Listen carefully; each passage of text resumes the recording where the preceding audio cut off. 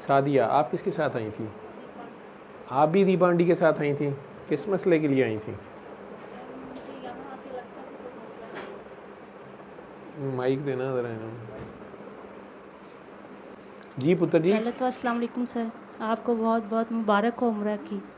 खैर मुबारक, सारों की तरफ से मुझे भी मुबारकबाद, आशा को मुबारकबाद। जी अब आगे बात खैर करें। आप मुबारक। कह रही हैं मैं फैसलाबाद से दीपा जी के साथ पहले आई थी और आज फिर आई हूँ, जी और यहाँ कि आपको लगता है कोई मसला नहीं है, जी लेकिन वहाँ से चलते हुए कोई मसला होता है। जी, वहाँ पे तो मुझे लगता है कि मसले ही मसले हैं, लेकिन जब से मैंने दुआ की हुई है ना, मैंने अल्लाह पानी वाली दुआ मैं करती हूँ, वो रेगुलर, वो कभी छोड़ी नहीं है मैं। सम टाइम तबीयत इतनी ख़राब होती है कि मुझे ऐसे लगता है कि अब मैं बस उठ भी नहीं पाऊँगी, लेकिन फिर वही दुआ करके और सबको माफ़ करके तो फिर मैं ऐसे चल पड़ती हूँ।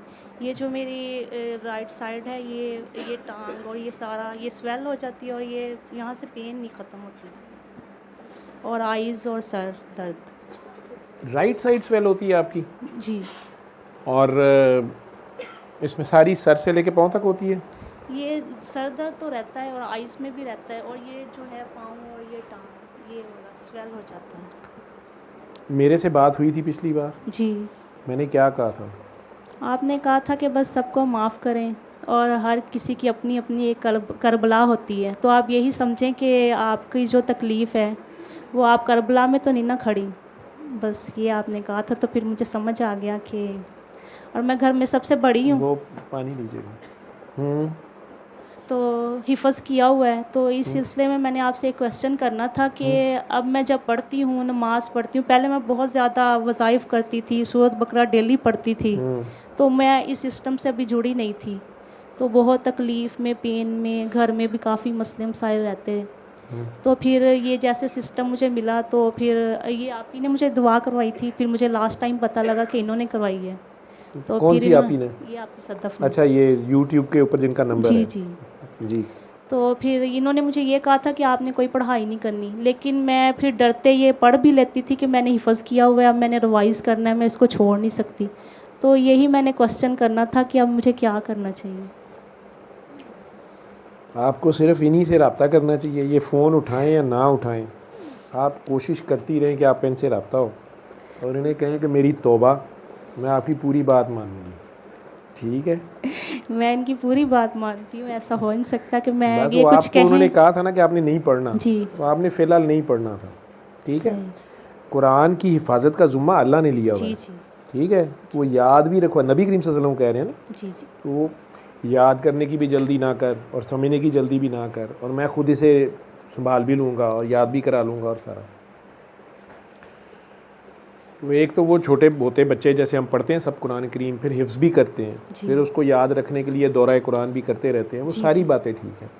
अब आप किसी और जगह आ गई हैं, इस जगह पे अब आपकी ये जो हालत हो रही है जिस्म की और हालत, इसकी मुख्तलिफ़ तरीके से लोग इलाज करेंगे।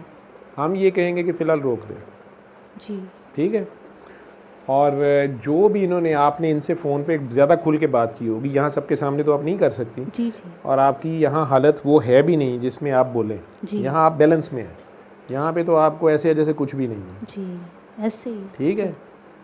लेकिन घर जाके फिर मसले शुरू हो जाते हैं, जी जी ठीक है? तो आपने इनसे डिस्कस किए होंगे, ये काफ़ी लोगों को डील करती थी, ये भी अब चिड़चिड़ेपन की स्टेज पे हैं, क्योंकि एक बंदे को 100 बार एक बात बतानी, उसने फिर वही गलत करनी, फिर फ़ोन पे मासूम भी बनते हैं, मैंने किया भी कुछ नहीं है, ठीक है? हालांकि वायलेशन की होती है, सिस्टम इतना डड है कि वो हो ही नहीं सकता, ठीक है? हमें पता होता है ये सूरह रहमान किसी ने सुनी है ना, वो ठीक हुआ है, उसके बाद या इसको जो भी दुआ बताई थी, इसको कहा था, ये इसको फ़र्क पड़ा, अब इसने फिर से वो गलती की है, और अब ये ना मान रहा है, और ऊपर से इसको शक पड़ गया कि लो ये क्या मुझे कह रहे हैं कुरान ना पढ़ो या ये ना पढ़ो या वो ना पढ़ो, ये शक में गया है। जहाँ शक होगा वहाँ से हक चला जी जाएगा, सही। वहाँ हक नहीं होगा, ठीक है?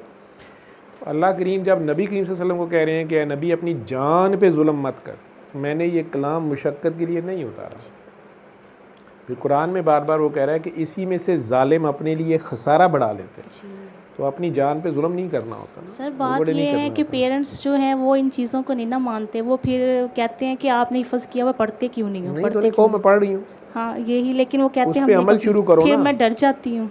नहीं, वो फिर आप फिर पेरेंट्स की मानो, पेरेंट्स सबसे बड़े मुर्शद होते हैं। वो तो फिर बस उनकी मानो, लेकिन उन्हें कहो कि ये मेरे जिस्म के साथ हो रहा है, इसका आप इलाज कराएं। अपने जिन्होंने हिफ्ज़ करवाया था, जो आपके उस्ताद हैं या उनके कोई बड़े हैं, उनसे रब्ता करें। वो भी तरीका, वो हो सकता है आपको कोई और तरीका बताएं कि नहीं आप ज़्यादा पढ़ें या ये वाला हिस्सा पढ़ें और इसको पक्का करें या ये ना करें, और ये ठीक हो जाएगा अगर वो बात को समझते हैं।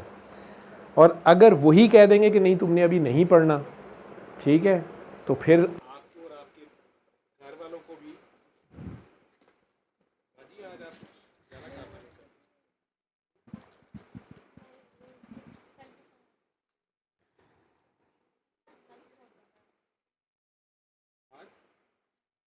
आवाज़ नहीं जा रही है? जा रही है, अब जा रही है।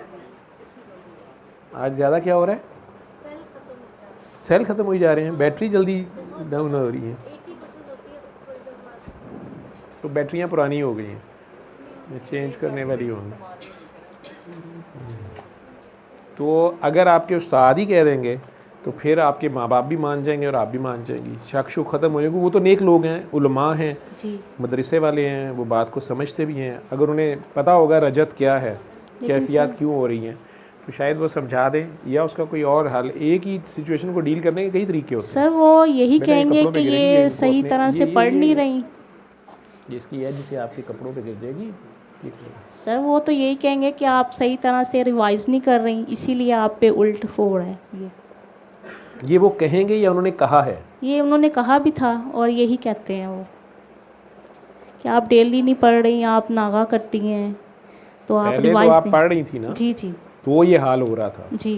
तो फिर बाकी आपकी मर्जी है, किसी एक कश्ती पे सवार हो। नहीं नहीं सर, मैं तो एक ही कश्ती पे ठीक है। सवार हूँ, लेकिन जिनके साथ रहना पड़ता है ना, असल जंग तो आपकी उनके साथ चलती है ना, बेटा, वो जिनके कोई साथ। जंग जुंग नहीं होती, वो भी एवं ही अपने अंदर के शक होते हैं। सर ठीक है, जैसे आप कहते हैं ना कि जिस पे ਜਦੋਂ बीत ਅਸੀਂ रही ਮਾਂ होती ਪਿਓ है। ਨੂੰ ਜੇ ਗੋਲੀ ਕਰਾਣੀ ਹੋਵੇ ਨਾ, ਤੇ ਅਸੀਂ ਕੁਰਾਨ ਸ਼ਰੀਫ ਰੱਖ ਕੇ ਵਿੱਚ ਮੋਬਾਈਲ ਰੱਖ ਕੇ ਉਹਦੇ ਵਿੱਚ ਸਾਰਾ ਕੁਝ ਵੇਖਣ ਦੇ ਹੁੰਦੇ। ਠੀਕ ਹੈ, ਤੇ ਜਦੋਂ ਡਾਕਟਰ ਸਾਹਿਬ ਦੀ ਗੱਲ ਤੇ ਅੱਧਾ ਯਕੀਨ ਤੇ ਅੱਧਾ ਨਹੀਂ ਹੈ, नहीं नहीं सर, ऐसी कोई ठीक है, बात तो नहीं। फिर अम्मी अब्बू ਨੂੰ तो नहीं ना धोखा दिता जा सकता। माँ बाप तो ज़्यादा पहले हैं ना, देखिए उनका दर्जा बहुत ऊपर है ना।